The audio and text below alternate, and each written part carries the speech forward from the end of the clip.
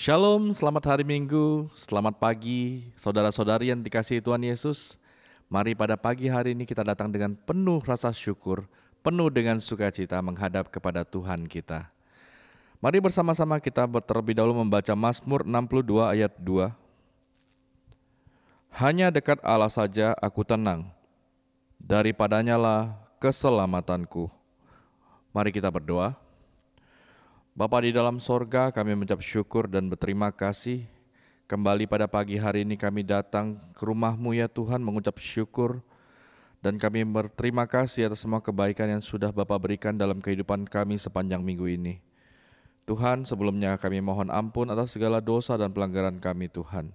Kiranya Tuhan berbelas kasihan mengampuni kami, kuduskan sucikan kami, agar kami layak beribadah kepada Engkau, agar segala puji-pujian kami layak di hadapan-Mu ya Tuhan dan berbau harum. Kami berdoa kiranya Tuhan yang memimpin ibadah ini dari awal, pertengahan hingga akhir, hanya di dalam nama Tuhan kami Yesus Kristus. Amin. Mari kita siapkan hati dan pikiran kita untuk menyambut kebenaran firman Tuhan.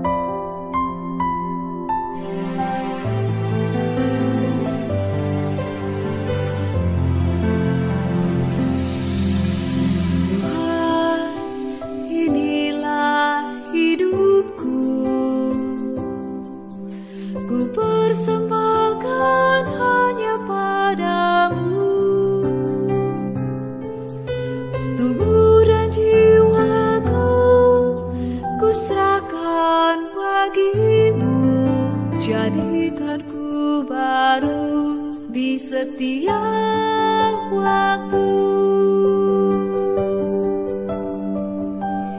Ku mau menjadi hamba-Mu. Pakailah hidupku sampai memutih rambutku. Ku mau menjadi saksi-Mu, mewartakan kasih kebaikan-Mu.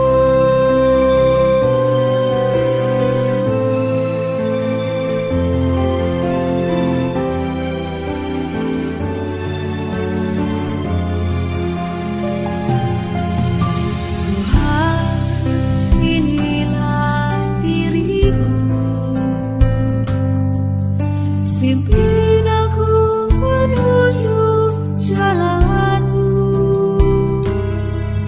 Tenangkan hatiku, sadarkan salahku. Ajarku bersih-Mu di setiap waktu. Ku mau menjadi hamba-Mu. Pakailah hidupku sampai memutih rambutku. Ku mau menjadi saksi-Mu, mewartakan kasih kebaikan-Mu.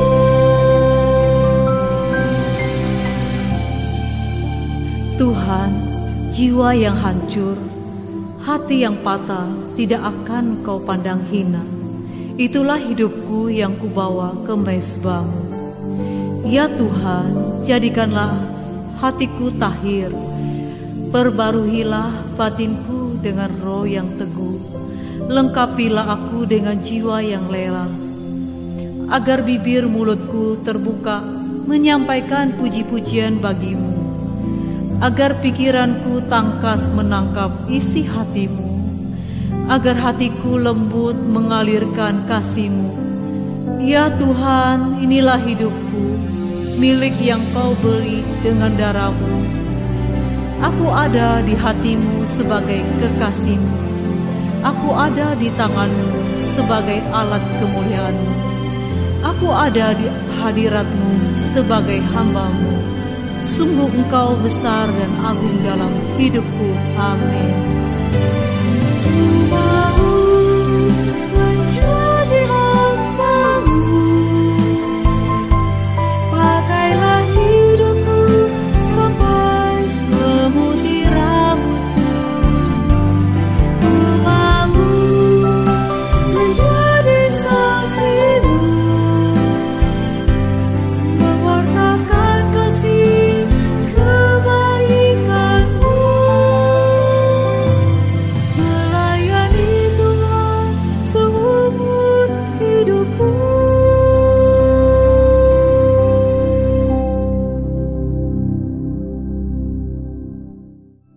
Mari Bapak Ibu sidang jemaat yang terkasih di dalam Tuhan, kita mau masuk mendengarkan sabda firman Tuhan. Mari kita tundukkan kepala, kita berdoa. Bapa kami yang di sorga, Bapa kami yang di sorga, dikuduskanlah namamu, datanglah kerajaanmu, jadilah kehendakmu di bumi seperti di sorga.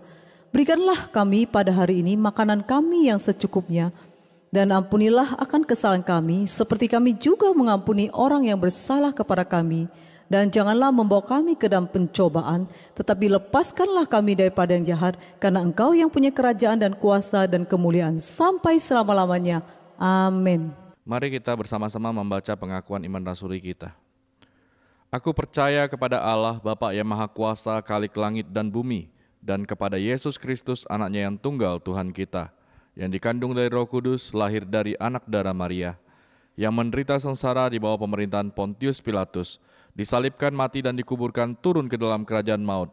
Pada hari yang ketiga bangkit pula dari antara orang mati, naik ke sorga, duduk di sebelah kanan Allah Bapa yang Maha Kuasa, dan dari sana ia akan datang untuk menghakimi orang yang hidup dan yang mati.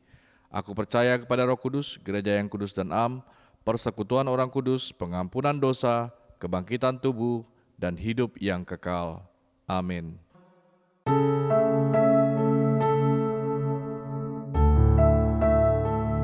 Salam, selamat pagi saudara-saudara kasih Tuhan. Pada minggu pagi ini kita akan mendengar sabda firman Tuhan. Mari kita berdoa. Bapa kami surga, kami mengucap syukur atas kasih Tuhan. Dan kami percaya pada pagi ini, Roh Kudus Kau pimpin kami, membuka hati kami, pikiran kami, untuk kami mendengar sabda firman-Mu. Kira kuasa-Mu menyertai kami, dan Tuhan berilah kami mengerti setiap firman yang kami dengar. Dan Tuhan Yesus Kristus mengurapin hamba-Mu, beri kuasa bibir hamba-Mu untuk menyampaikan setiap kebenaran-Mu sesuai dengan kehendak-Mu. Berfirmanlah kepada kami siap untuk mendengar. Kami berdoa di dalam nama Tuhan Yesus Kristus. Amin. Saudara-saudara kasih Tuhan, pada pagi ini tema kita menatap prospek masa depan.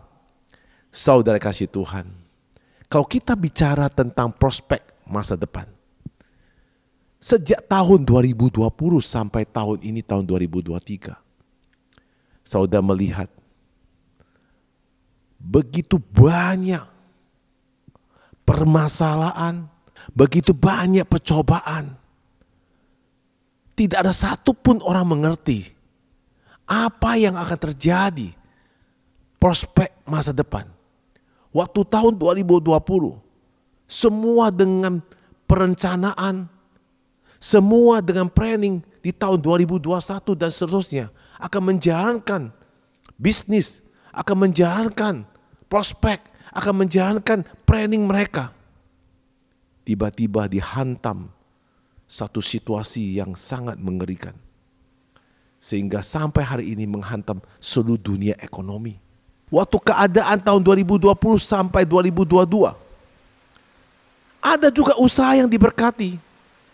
Dan ada juga banyak mengalami keterpurukan. Nah saudara kasih Tuhan, jika kita bicara menatap prospek masa depan di tahun 2023 ke depan ini, apa yang harus kita kerjakan? Apa yang harus kita lakukan? Marilah saya ajak saudara-saudari untuk merenungkan masa lalu. Sejak tahun 2020, seluruh dunia mengalami suatu penyakit, menjatuhkan semua orang dalam usaha untuk tidak bisa melakukan aktivitas. Tetapi saudara, seperti saya katakan, kita merenungkan masa lalu. Bagaimana Tuhan memimpin saudara. Bagaimana Tuhan melindungi saudara. Bagaimana Tuhan menuntun saudara. Bagaimana Tuhan mengasihi saudara. Sampai hari ini saudara masih bisa hidup. Sampai hari ini saudara masih bisa menjalankan aktivitas. Itu semua karena pemberian Tuhan. Dan sudah banyak sekali saudara-saudari, Tuhan melindungi kita untuk melewati suka dan duka. Melewati peperangan, penyakit. Melewati peperangan keterpurukan usaha. Melewati peperangan untuk bisnis yang sepi. Ternyata sampai hari ini, semua kita lewati Karena Tuhan Yesus Kristus menyertai saudara-saudari. Jika Tuhan sudah menunjukkan penyertaannya, Tuhan juga menunjukkan kasih sayang kepada saudara-saudari. Maka untuk menatap prospek masa depan, kitalah harus sukacita. Maka untuk menatap prospek masa depan, pasti Tuhan akan menjaga dan melindungi saudara-saudari kasih Tuhan. Saudara-saudari dikasih Tuhan, di tahun 2023 ke depan ini, saudara, untuk menatap prospek masa depan, maka kita harus membangun mezbah, itu bergaul intim dengan Tuhan. Tuhan Yesus sangat luar biasa, memberikan firman-Nya kepada kita melalui firman Yohanes pasal 15 ayat 7.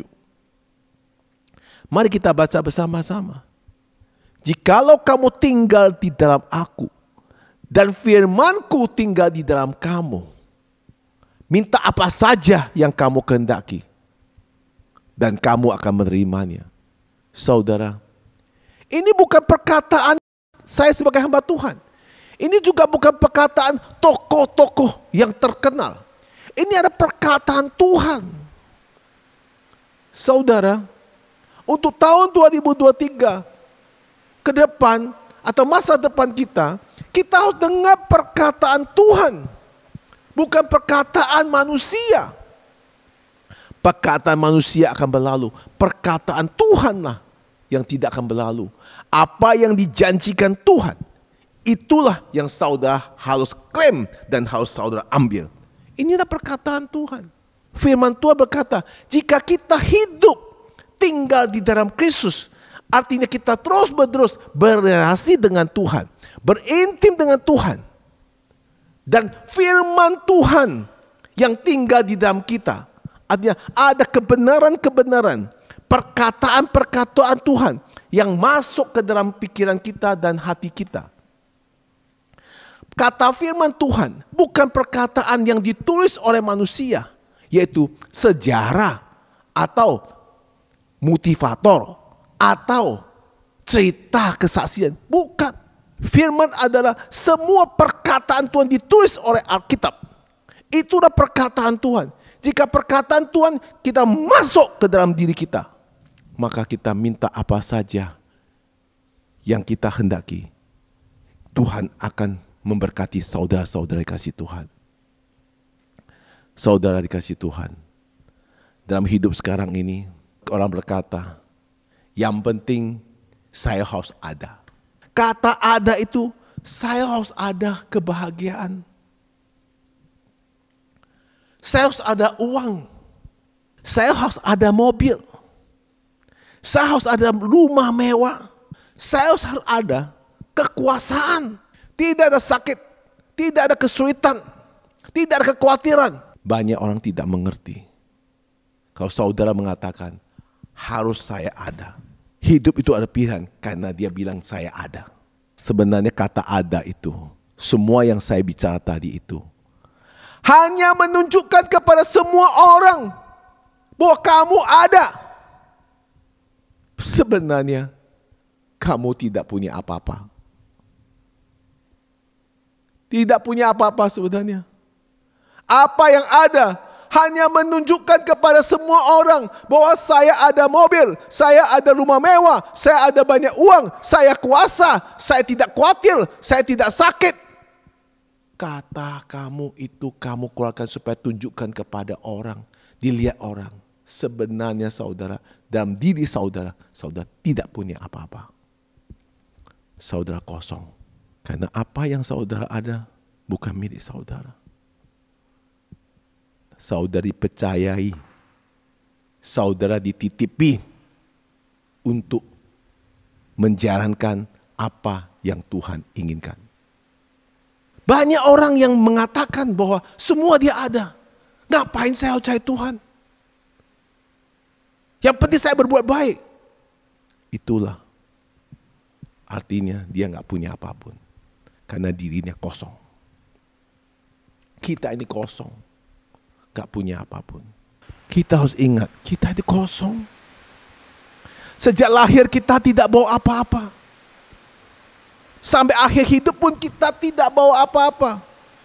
Apa yang bisa kita katakan kita ada? Nggak ada, saudara. Semua ada itu adalah Tuhan punya. Anda di rumah ketika tidur juga tidak bawa apa-apa yang kamu pegang. Adakah kamu bawa uang dalam tidur? Adakah kamu bawa mobil dalam tidurmu? Adakah kamu peluk rumah mewah kamu dalam tidurmu? Nggak ada. Kamu tidur juga keadaan kosong. Saudara kasih Tuhan. Maka Tuhan berpesan kepada kita. Kita tinggal di dalam Tuhan Yesus Kristus. Dan firman Tuhan tinggal di dalam kita. Supaya kita yang kosong itu diisi oleh perkataan Tuhan. Kita hanya ada karena Tuhan yang membuat kita ada. Kita bisa hidup karena Tuhan yang berikan kita hidup. Kita bisa sehat karena Tuhan yang berikan kita sehat.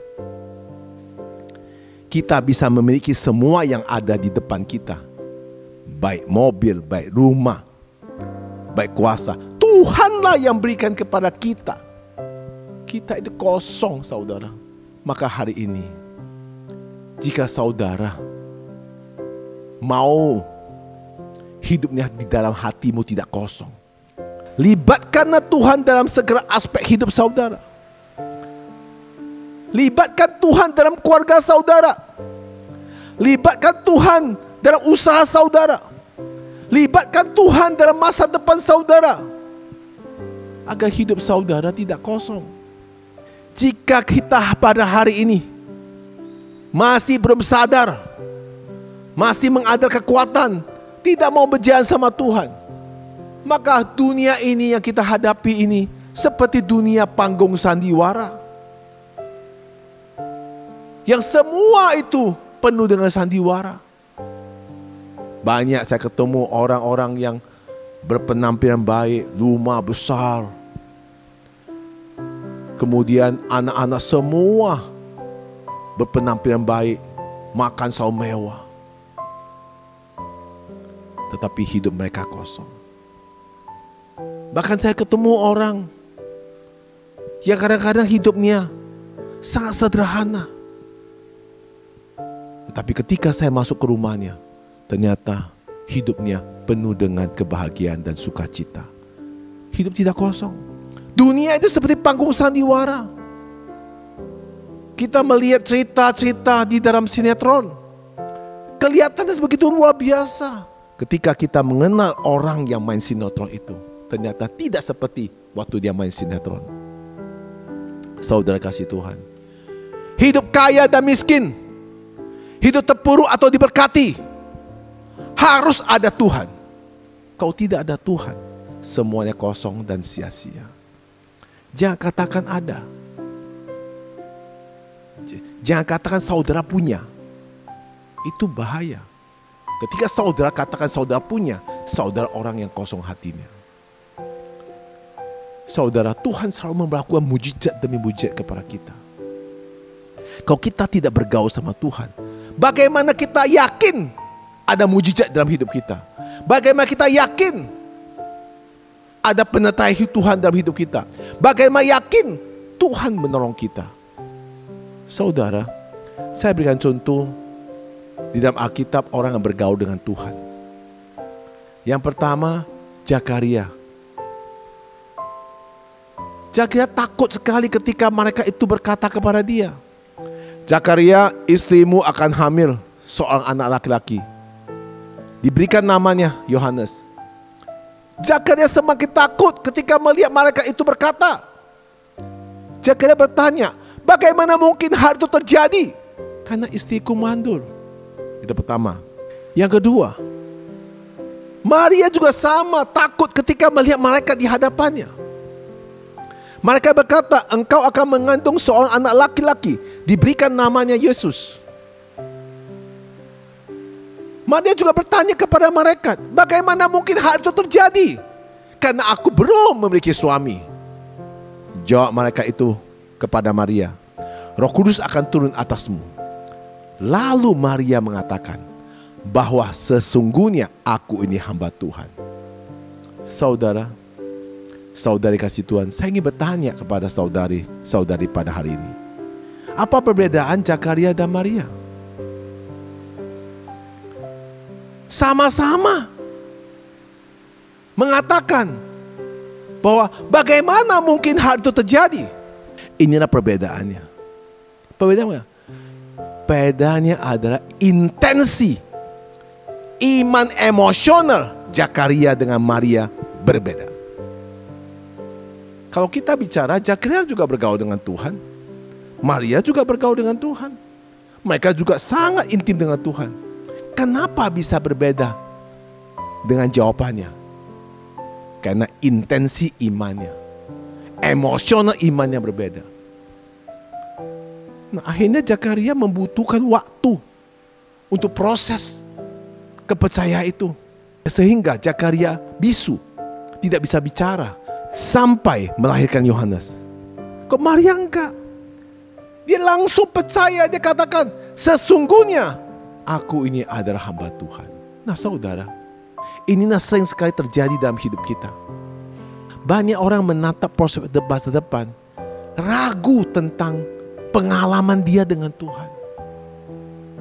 Kalau hari ini Tuhan tidak menyertai kita semua yang hidup sejak tahun 2020 sampai sekarang, mungkin kita sudah nggak ada. Banyak urusan yang kita lewati, banyak masalah kita lewati, usaha-usaha kita lewati, keterpurukan kita lewati. Semua Tuhan menunjukkan kasih sayang kepada kita. Jangan kita seperti Zakaria. Walaupun kita seperti Zakaria pun, Tuhan tetap menolong kita. Cuma butuh proses waktu ke waktu. Maria dengan spontan menjawab, saya sesungguhnya adalah hamba Tuhan. Percaya. Nah, itu intensi iman yang emosional. Intensi semangat yang percaya penuh. Apakah ada pada saudara-saudari hari ini? Saya sebagai hamba Tuhan sering mendoakan orang. Orang sakit, orang yang mengalami keterpurukan usaha. Ada yang didoakan langsung sembuh. Ada yang didoakan lama, butuh proses, bulan ke bulan untuk mengalami pemulihan. Begitu juga doa keterpurukan usaha. Ada yang didoakan seketika juga usahanya dipulihkan. Ada yang didoakan berlangsung-langsung diberkati, tapi lama, saudara dikasih Tuhan. Di situ saya sadar kedaulatan Tuhan yang melakukan semua itu. Orang sakit, orang keterpurukan usaha, ketika mereka minta didoakan, apakah intensi emosional imannya bagaimana dengan Tuhan? Apa seperti Zakaria? Apakah seperti Maria? Saya tidak tahu. Tuhan yang tahu. Kalau orang itu hanya ingin tahu apakah dia disembuhkan atau tidak, sekedar dicobai, ya, Tuhan tetap menyembuhkan, tetapi butuh proses. Tuhan mau kita punya iman yang teguh, iman yang konsisten. Kalau kita memang datang dengan rindu, datang dan penuh percaya seperti Maria, kedaulatan Tuhan akan melakukan mujizat buat saudara-saudara kasih Tuhan. Saya akan berikan satu kisah nyata. Ada teman saya 2 tahun lalu, dia ingin sekali memulihkan usahanya di saat-saat keterpurukan. Kemudian saya mengajak beliau dan saya menasihat beliau untuk dekat dengan Tuhan. Dia melakukannya. Saya tidak tahu imannya konsisten, iman yang penuh dengan emosional, atau iman yang miliki hanya sekedar menjalankannya. Saudara kasih Tuhan, sehingga setelah kita doa, usahanya bukan langsung dipulihkan. Tidak. bahkan usaha tanpa terpuruk. Sehingga teman saya itu menjauhi saya. Dia katakan semua pembicaraan saya itu kurang tepat. Akhirnya dia bahkan marah saya. Saya sudah cari Tuhan seperti ini. Kok malah saya tambah terpuruk. Akhirnya saya tidak bisa buat apa-apa pun. Saya hanya berdoa untuk dia. 2 tahun kemudian, suatu hari tiba-tiba dia telepon saya. Dia minta maaf. Dia sadar dia salah. Tidak pantas dia mengeluarkan kata-kata kasar kepada saya. Saya katakan, kenapa minta maaf? Karena apa yang dikatakan Pak Pendeta waktu dulu itu adalah benar. Singkat cerita, setelah dia minta maaf, usahanya sekarang dipulihkan, diberkati dengan luar biasa. Jenis usahanya tetap sama 2 tahun lalu, tidak ganti. Tahun ini diberkati dengan kelimpahan. Saudara kasih Tuhan, ada lagi saya doakan satu orang yang memiliki iman emosional yang konsisten. Dia mengalami kecelakaan 16 tahun lalu. Sampai otaknya keluar. Sangat parah kecelakaannya. Indera penciumannya tidak berfungsi lagi. 16 tahun dia tidak bisa mencium bau apapun. Dia tidak bisa mencium. Baik pun wangi-wangi yang dia biasa sukain, ataupun rasa-rasa ciuman yang dia sukai, itu pun tidak bisa merasa lagi. Ya, hidungnya punya indera penciumnya itu mati total. Kemudian dia datang untuk didoakan. Ketika dia datang minta didoakan, ini orang memiliki instansi emosional iman yang luar biasa. Saya percaya saya akan disembuhkan. Apa yang terjadi? Ketika didoakan, dia bisa mencium bau-bau yang pernah dia mencium 16 tahun lalu. Dia bisa merasakan kembali. Dia dipulihkan. Saudara, jika saudara hari ini mengalami permasalahan sakit, penyakit, mengalami usaha yang sepi, mengalami usaha keterpurukan, ayo belajar dari Maria. Karena Tuhan berdaulat. Dia akan melakukan sesuai dengan iman saudara. Maka saudara kasih Tuhan, masa depan dikatakan orang di tahun 2023 gelap. Orang melamar bahwa ekonomi akan terpuruk. Tapi hari ini saya bicara sama saudara-saudari. Jika saudari mau membuka hati, mau nerima Tuhan Yesus Kristus, dan mau tinggal di dalam Tuhan Yesus Kristus, dan mau tinggal di dalam firman-Nya, maka masa depan dikatakan gelap gulita akan dijadikan Tuhan terang dan diberkati. Saudara-saudara kasih Tuhan, saya sangat menghimbau, waktu inilah kita harus banyak berdoa. Waktu inilah harus banyak sekali kita intim dengan Tuhan, berrelasi dengan Tuhan. Jangan lagi kita habiskan waktu untuk ngopi, bicara yang bukan-bukan, gosip orang. Konsentrasi, ajak keluarga saudara, ajak teman-teman saudara, dan diri saudara juga harus banyak berintim dengan Tuhan. Karena Tuhanlah bisa mengubah segala sesuatu yang tidak ada jadi ada. Milikilah iman yang konsisten. Milikilah instansi iman yang emosional, ingin, rindu, haus dan lapar akan Tuhan. Milikilah iman yang emosional dan haus akan firman-Nya. Maka Tuhan yang akan menyertai saudara. Saudara minta, maka saudara akan menerimanya. Tuhan Yesus memberkati. Mari kita berdoa. Bapa kami yang surga, terima kasih atas firman-Mu. Terima kasih atas pesan-pesan-Mu kepada kami. Engkaulah mengatakan pada kami dalam firman-Mu untuk menatap prospek masa depan. Engkau menyuruh kita untuk merenungkan apa yang Tuhan kerjakan, apa yang Tuhan sertai selama kami hidup sampai hari ini. Sudah banyak sekali Tuhan menolong kita. Sehingga untuk menatap prospek masa depan, Tuhan mengajak kita untuk bergaul dengan Dia, intim dengan Dia. Sehingga kita mengerti setiap firman-Nya. Dan firman-Nya hidup dalam diri kita, supaya hidup kita tidak kosong. Sehingga apa yang kita kerjakan sesuai dengan kedaulatannya, apa yang kita kerjakan sesuai dengan kehendak-Nya, maka apa yang kita minta Tuhan akan berikan kepada kita. Terima kasih Tuhan, kami percaya dan Tuhan pakailah kami semuanya untuk jadi pelaku firman Tuhan. Kami berdoa di dalam nama Tuhan Yesus Kristus. Amin. Saudara-saudara kasih Tuhan, untuk menatap prospek masa depan, tidak perlu kita khawatir. Karena masa lalu kita sudah Tuhan sertai, sudah Tuhan berkati, sudah Tuhan lindungi. Kalau kita terus-menerus berintim dengan Tuhan, maka hidup kita tidak akan kosong. Tuhan akan selalu menyertai kita, Tuhan akan selalu memberkati kita.